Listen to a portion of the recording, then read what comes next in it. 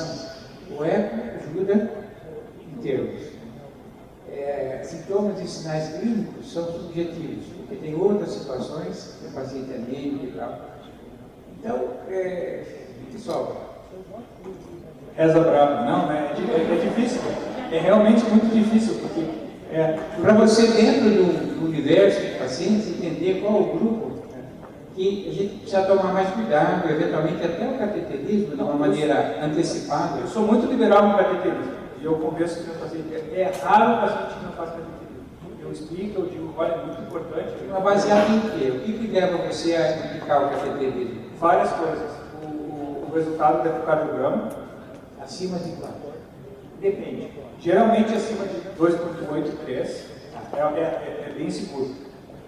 Quanto mais jovem o paciente, mais falso positivo eu vou ter. Muita criança com 15, 16 anos com diabetes 3, vai lá, é só um débito cardíaco de 20 e uma hipertensãozinha de nada que não deu volta para isso, em termos de catarro. Então, o diabetes, o pessoal da França, eles fazem dispneia e diabetes 2,5 e eles fizeram naquele estudo de New England, eles fizeram um algoritmo. Eu não me lembro exatamente os dados, mas eu acho que se a tua caminhada era menos de 300 e alguma coisa, se o prestígio na diabetes cerebral era elevado, se o teu diabetes era mais de 1,5, eles botavam no cateterismo, a sensibilidade eu acho que era tipo 60 e alguma coisa e a especificidade era boa. E o problema é que se tu fizesse só baseado no diabetes, 25% dos pacientes vão ter hipertensão pulmonar. É muita coisa. Então acho que aí, eu acho que assim, tem que ser um composto dessas coisas. Eu faço muito vídeo do peptídeo na diabetes cerebral, eu confio muito na caminhada e também eu olho o resto do ecocardiograma. Se tem alguma dilataçãozinha do ventrículo direito, eu já estou botando catéter, mas eu sou mais liberal quanto a isso. Eu acho que é importante, eu acho que é importante se fazer. Mas não existe teste perfeito, não existe teste screening perfeito. E se tu está diagnosticando pouca hipertensão pulmonar, fazendo pouco cateterismo, você não está achando os pacientes suficientes. Porque muita gente, uma coisa interessante também, acho que, não me lembro exatamente desse estudo, teve pacientes que eles perderam, que tiveram hipertensão pulmonar depois diagnosticada e que não tinham diabetes elevado também. Então, é difícil. E isso a gente vê na prática de qualquer paciente com hipertensão pulmonar. Paciente escleroderma, a mesma coisa. O paciente tem doença sistêmica, está cansado, tem doença artificial. Então, é uma coisa como uma arte. Assim, mas o meu bias é fazer cateterismo. Mesmo eu estou fazendo muito porque eu estou pensando e eu estou diagnosticando o que eu posso diagnosticar e considerando os riscos, que eu acho extremamente baixos. Só assusta muito quando falo com o paciente. Eu acho que é isso que eu tento fazer e tento fazer bastante. A gente vamos para o próximo caso. Segundo caso, Geraldo, por favor.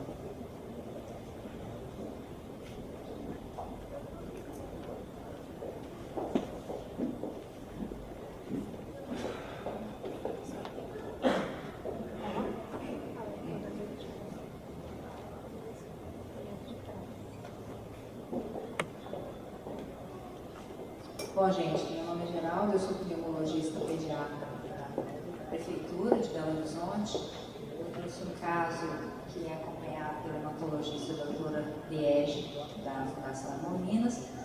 Ela não pôde estar presente hoje e esse caso também gostaria de estar agradecendo a doutora Ana Karina, que está aqui, que ela ajudou também com dados, para que a gente discuta bem o caso, para poder ajudar, né, a questão da evolução dessa criança. Bem sensível.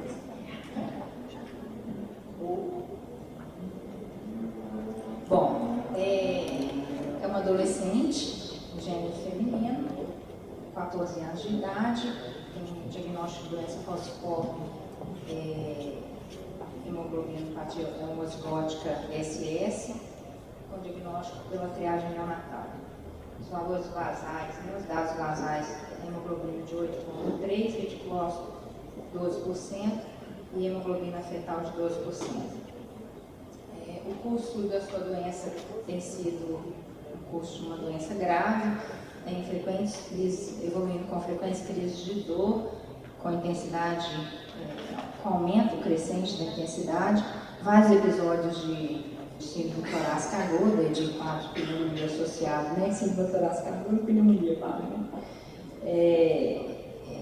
necessitando então hospitalização e transfusão sanguínea, múltiplas transfusões sanguíneas.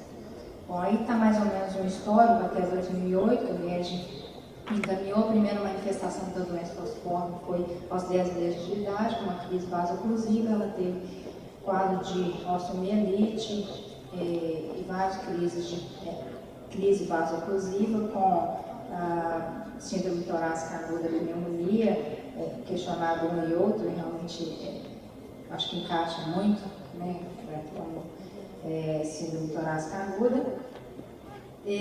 Ela teve um quadro de osteomielite, ela teve uma crise convulsiva focal em agosto de 2003, quando foi feita uma angiorressonância, foi diagnosticada uma osteomastoidite crônica bilateral, sem nenhuma sequela.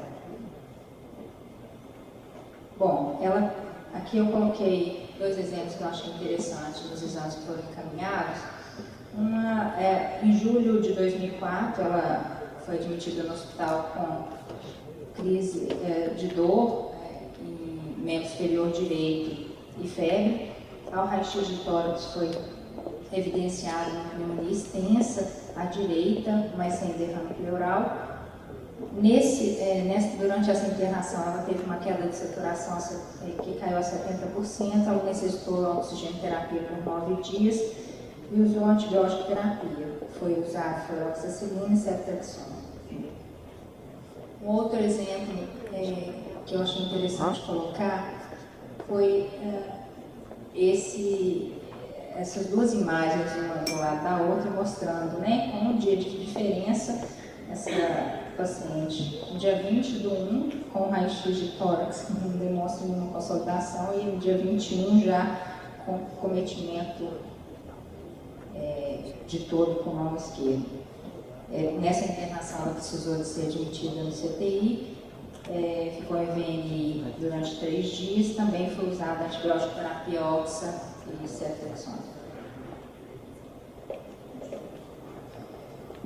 Seguiu então ainda com quadros de pneumonia, crise vasoclusiva.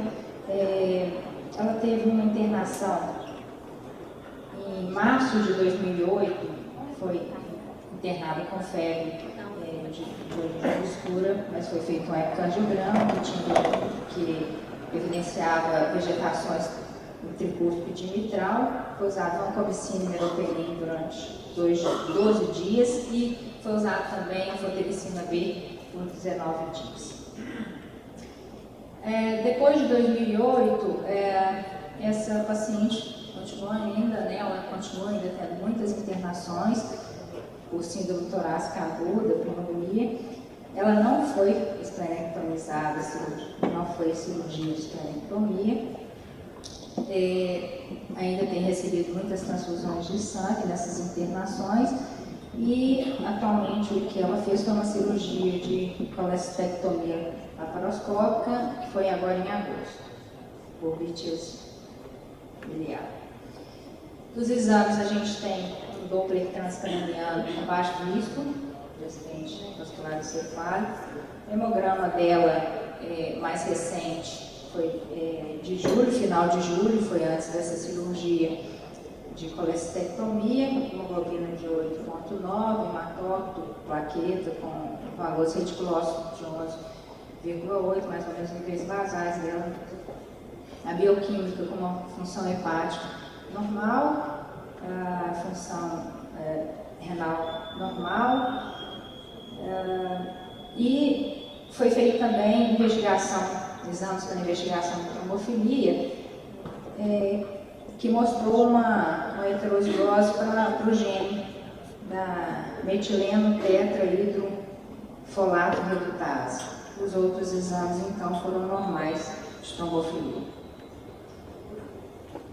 Esse é o ecocardiograma que ela fez em agosto, um ecocardiograma que realmente, assim, a gente não tem a medida da velocidade da regurgitação da tricúspide, que seria um dado mais fidedigno. A gente só tem, foi feito, estimado, através dessa regurgitação, foi estimado uma pressão sistólica arterial de 26.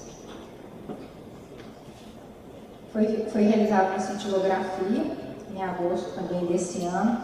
Ela tem uma distribuição heterogênea nos pulmões. Mostra do lado esquerdo, você tem uma hiperperfusão relacionada, né, em relação ao lado direito, e na periferia também, no lado esquerdo, a gente tem uma hipoperfusão irregular, mas isso não configurando, então, nenhuma hipoperfusão focal, déficit focal de hipoperfusão. O direito, sem nenhuma anormalidade perfusional, mostrava uma cardiomegalia. A cintilografia inalatória, também essa heterogeneidade ela é concordante com a questão da perfusão, as mesmas áreas de alteração que a gente via na perfusão, a gente vê na aeração. E pouca retenção, e também foi evidenciado um pouco de retenção desse radiotraçador, do radioaerosol, né, nos brônquios principais. Bom, essa aqui é a imagem tomográfica, né, desenho tomográfico, painel, que esses achados, então, não foram conclusivos, então, não são consistentes para você fazer o diagnóstico para um embolismo pulmonar agudo. Ela fez o teste também, de caminhada, 6 minutos. Quando a gente faz uma avaliação desse teste de caminhada, quando a gente coloca a distância, né, prevista, seria aproximadamente 700, essa distância, né? E ela caminhou 500. Então, realmente, ela tem um comprometimento. Aí, eu até estava conversando com a Ana Karen sobre essa questão desse teste de caminhada, que, como eu sou da pneumologia pediátrica, tem uma coisa nova que realmente é interessante quando eu comecei a estudar, mas realmente, assim, o que fazer? Eu acho que esse teste de caminhada, falar assim, deve ser muito interessante você acompanhar esse paciente, né? Ver como é que ele está agora, daqui a um tempo, quando você usa medicações como hidroxureia e as outras medicações específicas para a doença e ter um comparativo. Bom, a hidroxureia foi iniciada em outubro de 2008, mas, segundo a doutora Liege, que acompanha essa paciente passava longos períodos sem usar a hidroxureia. O que a gente tem de novidade agora é que, e também parece uma dose mais baixa de hidroxureia. Tem aproximadamente uma semana que ela tem uma medida de saturação de oxigênio basal de 86%, né, ao saturímetro, e tem uma semana que ela está usando hidroxureia na dose de 30 mg por quilo por dia, e ontem ela realizou uma espirometria. A Ana Karen observou que a saturação dela estava 90%. Então, de repente, é uma resposta, né, ao tratamento contínuo e dose adequada, uma dose boa de hidroxureia. Ela iniciou, isso daqui que era o ponto que eu queria até, né, que a gente pudesse estar discutindo, a pneumologista que acompanha iniciou então anticoagulante oral, farfarin, tem mais aproximadamente um mês. Isso ela acha que a baixa de saturação basal seja secundária em fatos pulmonares repetidos. Então, é assim que foi colocada a justificativa para o anticoagulante. Eu coloquei esse último raio-x que ela tem. Esse raio-x, ele mostra, né, uma hipotransparência em base direita, né, a gente vê, quando a gente olha mesmo a radiografia, parece que tem um programa aéreo, é um raio-x que ela não estava com nenhuma alteração, parece que é um raio-x que foi prévio à cirurgia, tá? Quanto à questão de tomografia, ela tem um relato durante uma internação de tomografia de tórax e de abdômen relatado como normais. Mas na pasta, na sacola de exame, não tinha nenhuma tomografia, nenhuma imagem que eu pudesse colocar aqui. Mas eu acho que recente não tem, pelo que eu vi, a gente passou. E essa espirometria, que eu quero agradecer a Ana Karina, a gente correu atrás e a gente conseguiu fazer, viu, meus, conseguimos colocar. A espirometria que a gente achava que era interessante, ela fez essa espirometria ontem, mostrando então um distúrbio ventilatório restritivo moderado, né? Esse é o exame mais recente, quer dizer, foi ontem, e ontem ela estava com a saturação de 90%, um pouco acima do basal.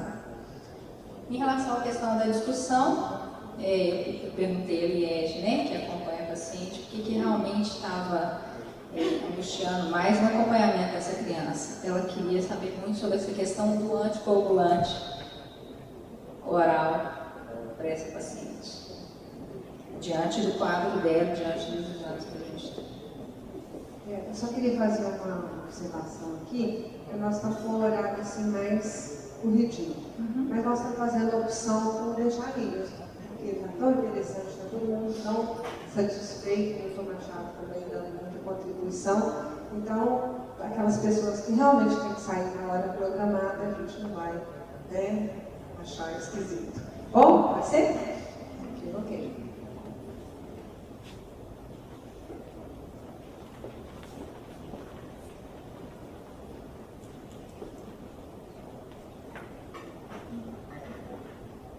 Como uma observação, a gente, de um tempo para cá, revendo os guidelines novos de trombofilia, a metileno tetraidrofolato redutase não está mais colocada no rol das trombofilias. Eu hoje reputo ela ao velho FAM, né? O paciente que vem para o imunologista com um FAM positivo. E o imunologista tem que matar a gente, porque quem mandou pedir um FAM, porque todo mundo tem FAM positivo. Né? Então, a metileno tetraidrofolato, ela serve para ver se a gente tem um ácido fólico baixo, enfim, se a gente tem uma cisteína alterada, nessa linha e apaga. Né? Então, assim, não discordando da anticoagulação, mas acho que é importante a gente colocar isso. Os novos grupos não pedem, os novos guidelines não pedem mais a metileno, porque ela é só um fator complicante para nós. Sim, eu coloquei só porque era um dado que estava positivo para a trombofilia. Realmente, pelo que eu vi, não tem.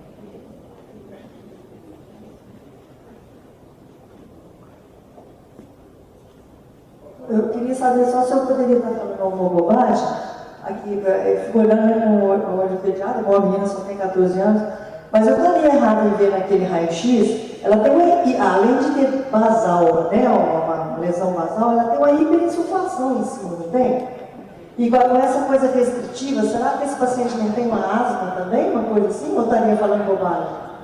Pois a espirometria, ela mostra o FEF, né, tendo resposta. Então, em alguns casos, a gente tenta até fazer um tratamento aí, porque assim, o que incomoda nessa paciente, a gente vê uma dessaturação, né? Ela vê tendo quadros repetidos de torácica aguda. Agora, esse anticoagulante realmente eu levei um susto, né? Porque eu não sou da hematologia. E aí eu fui conversar e ler um pouquinho sobre essa pesquisa e investigação de trombofilia. E realmente, assim, esse exame, só quando outros estão alterados, que a gente vê, realmente não justificaria, mas eu iniciar.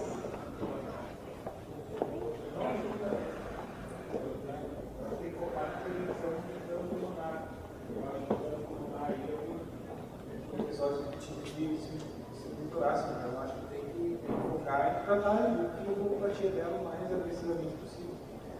Nossa ideia, precisão, mas eu acho que a evidência que mostrou até agora não tem nenhuma evidência de trombolismo para justificar o risco de anticoagulação. Não sei o que tu acha. Eu acho que esse déficit, esse tanto de síndrome torácica aguda, esse déficit não segmentado, que eu espero, não configura que não tem provas para beneficiar de prevenção.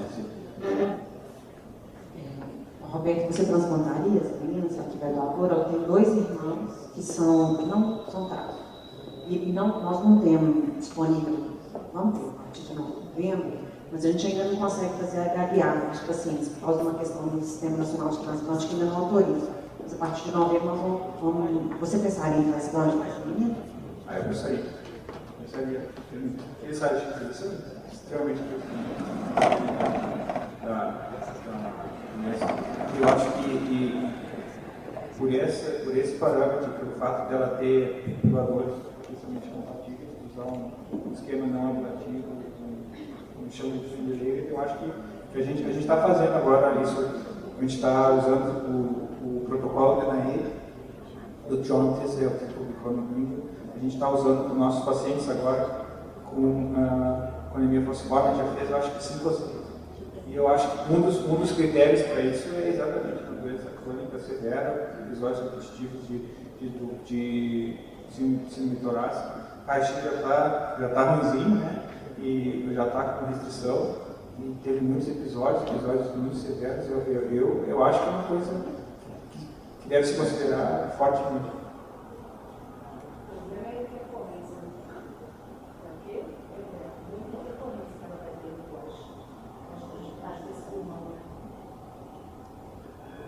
De novo, falando casos anedóticos, os casos que a gente teve, muito similares a esse, e foram muito bem. Interessante, o maior problema que eu já vi com os pacientes foi tirar eles dos opioides. Está tudo usando muito opioide e tem que toxificar eles do opioide, mas olha, com esses, o regime ablativo não é muito forte, né? A imunossupressão não é muito forte. E eles estão mantendo o quinerismo por um bom tempo. Eu acho fascinante isso. Eu acho que pode curar a doença, pelo amor de Deus. Não precisa ver mais nenhum paciente com hipertensão pulmonar se eles conseguirem um regime de transplante adequado. Então, eu acho que é muito importante explorar isso como uma medida terapêutica para esses pacientes.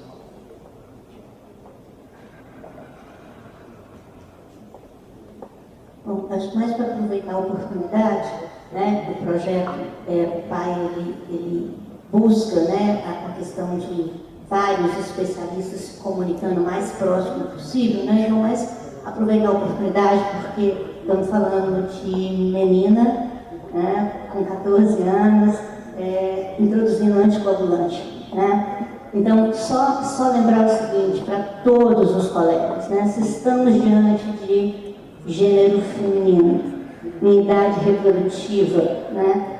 Qualquer prescrição que possa ter relação com ciclo menstrual, com risco reprodutivo, né? Vamos lembrar disso, né? Essa menina, numa anticoagulação, ela pode ter, durante uma menstruação normal, né? Um sangramento vultuoso, e se ela tiver indicação da anticoagulação, nós podemos já prevenir essa intercorrência, que pode ser um desastre, inclusive do ponto de vista emocional, para um garoto de 14 anos. Outra coisa a lembrar, 30% dos nossos nascidos vivos são em meninas com menos de 19 anos. Né?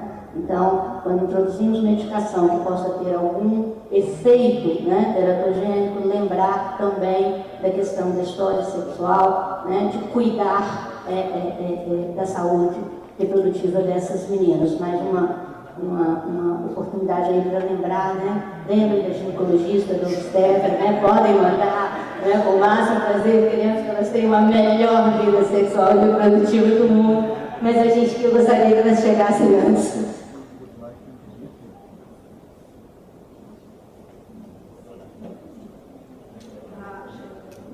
Just a few comments. I agree that she doesn't need anticoagulation, but if she would need anticoagulation, we generally do not use warfarin anymore because of the difficulties managing the INR and orthotherapy with medication. We usually use low molecular weight, either Novenox or Fragmin, heparin or Nexoparin, and we monitor with anti-10A activity. And generally, they don't have any major complications.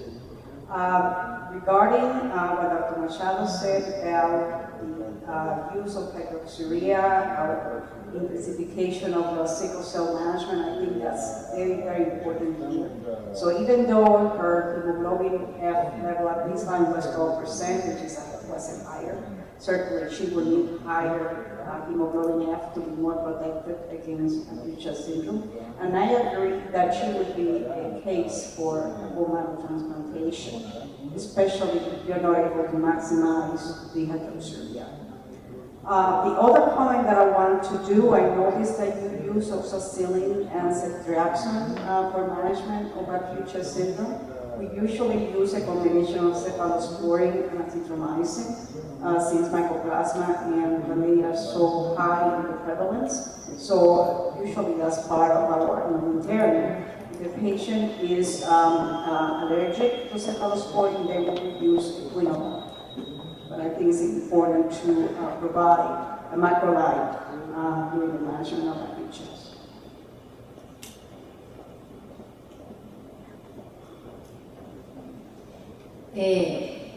Eu acho interessante quando estava olhando o caso, né? Oxacillina e ceftriaxone a gente utiliza como pediatra na urgência para essas pneumonias extensas. Então, assim, essa paciente, ela foi abordada numa urgência e começaram a usar e realmente, assim, tem uma melhora, às vezes uma melhora rápida, né, que já foi até comentado aqui, né, até que ponto tinha um processo infeccioso, até que ponto você tem, fiquei até pensando daquele tromboembolismo lipídico também, né, que de repente está no caso dessa paciente, quando a gente estava discutindo aí. Exatamente por essa melhora até rápida, usando oxacillina e ceftriaxone, muitas vezes a clamídia sendo o germe mais frequente, né? E a gente não está cobrindo com esses antibióticos.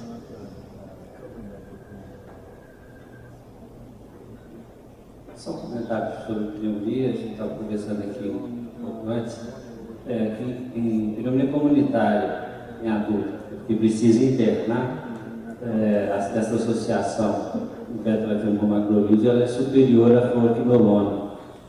E a gente não sabe muito bem, tem alguns estudos, algum defeito, algum problema metodológico também, mas assim, sugere que a questão não é espectro.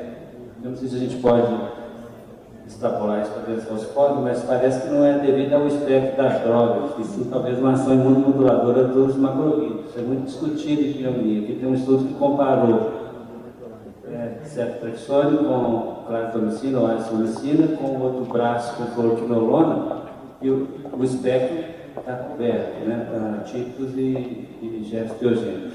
Mas o grupo que usou macrolide associado ao beta-lactam foi melhor.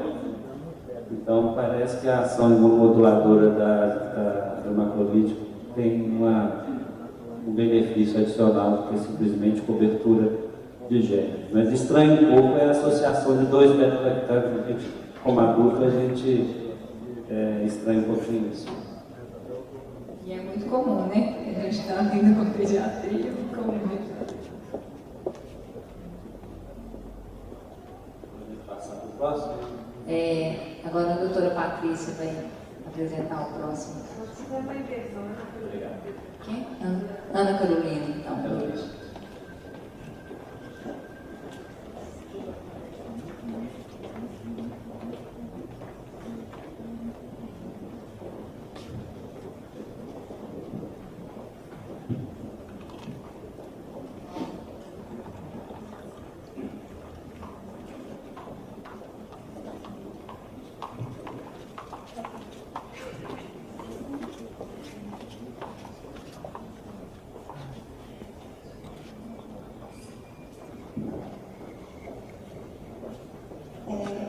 Boa tarde para todos, meu nome é Ana Carolina. Eu, diferentemente de todos os apresentadores que já passaram por aqui, eu sou acadêmica de medicina do FMG, sou estagiária do PAI. Eu vou apresentar para vocês um caso cedido pela doutora Roberta, hematologista do Hemominas, colega de trabalho da doutora Patrícia, e eu gostaria de aproveitar para agradecer também a orientação de todos os especialistas da área da pneumologia, do pai, que me auxiliaram para a produção dessa apresentação. Então, trata-se da paciente CRS, de 16 anos, que teve o diagnóstico de anemia falciforme, SS, e mantém o controle hematológico desde a infância no Hemominas, aqui em Belo Horizonte. De dados basais, a gente tem a hemoglobina de 8,5 e leucócitos de 17.000. Realizou a esplenectomia aos 13 meses de idade, teve vários episódios recorrentes de pneumonia, sendo o último há 2 anos. Tem passado de AVC aos 3 anos, em regime de hemotransfusões, de quelaxon e PNV oral.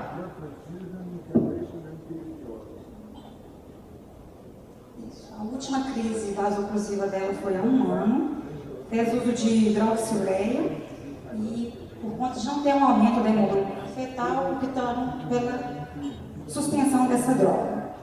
Tem 2 ecocardiogramas, um mostrando uma PSP de 40 e um segundo de 32, a PSP basal dela. E no dia 31 de agosto desse ano, do ano de 2003, ela foi admitida com dispneia, aos pequenos esforços, com uma duração já de 30 dias, dor leve em membro inferior direito, taquipneia discreta e hipoxemia de até 82%. Evoluiu com confusão mental, transitória e discreta diminuição da força muscular de médio esquerdo e sinal de Babinski esquerdo.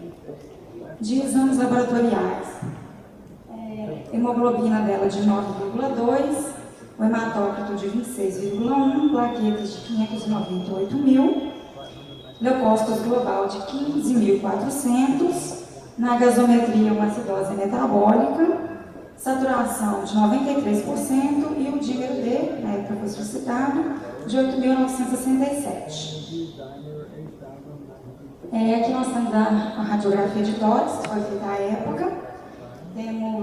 Podemos ver uma cardiomegalia, nós não temos condensações e uma dilatação do arco pulmonar. Foi realizada a TCG de crânio, ela apresentando infartos recentes parietais direito e frontal e infartos prévios parietais bilaterais. Além disso, foi solicitada também uma angiorressonância cranial sem alterações.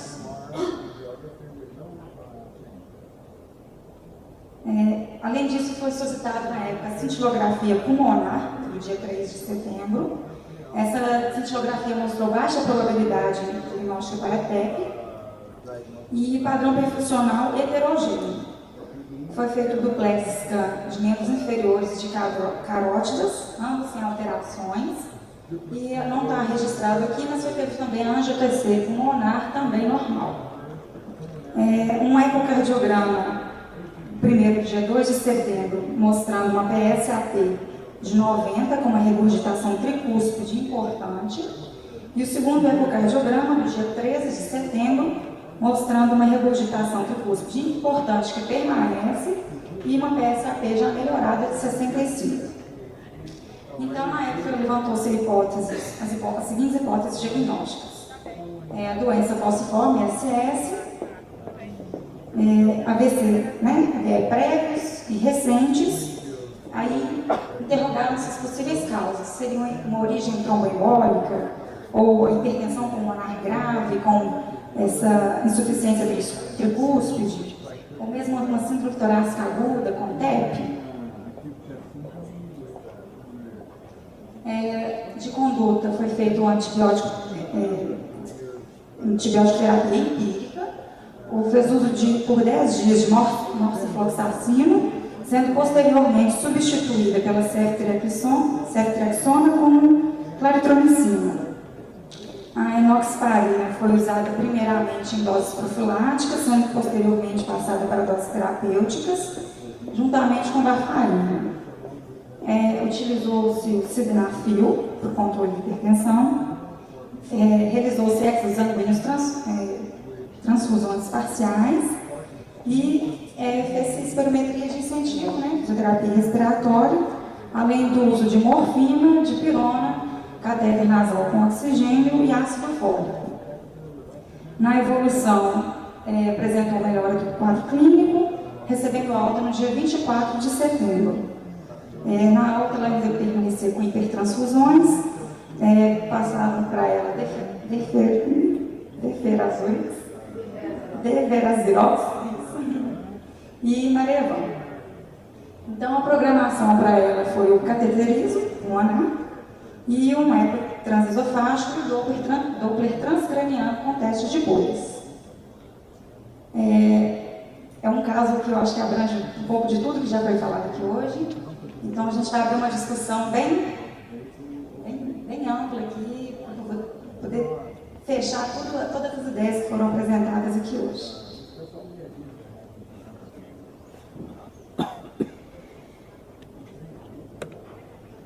Algum comentário, pergunta? Esse caso aconteceu recentemente, foi em 2013, foi em setembro, ela esteve internada no hospital e foi encaminhado para nós.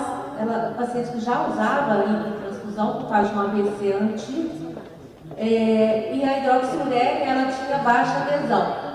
Então, esse foi um dos motivos que foi suspenso. Na verdade, o paciente não queria usar, adolescente, rebelde, mas assim, pelo fato da angiorressonância, né, a internação normal, leva a hipótese de ser fonte tromboembólica. Por isso eu acho que esse caso interessante para a gente discutir e vocês opinarem e com as sugestões. Então, atendi essa paciente no ambulatório de trombofilia, eu pedi uns exames de investigação e ela está sendo acompanhada na pneumologia pediátrica. E a proposta é fazer mesmo, fazer perícia cardíaca para definir. Ela está estável, assintomática, mantendo a sanguíneo em transfusão parcial, porcentagem da S está abaixo de 30%, a gente conseguiu abaixar, e mantido com EJAD e o Marevan. Nossa maior dúvida é sobre a anticoagulação dessa paciente. Se vale a pena mantê-la anticoagulada. É um paciente muito grave, e então eu queria ouvir a opinião do grupo.